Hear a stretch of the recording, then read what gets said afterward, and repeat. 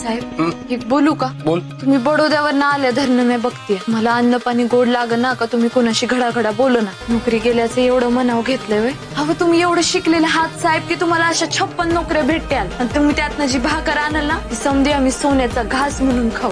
रामू तुझ्याकडे बघून मला कधी कधी थक्क व्हायला होतं. म्हणजे तुझ्यामध्ये समोरच्याच्या मनात चाललेलं वादळ ओळखण्याची आणि कवेत घेण्याची कलाच आहे. तुझ्या बोलण्यामुळे बळ मिळतं, हुरूप येतो.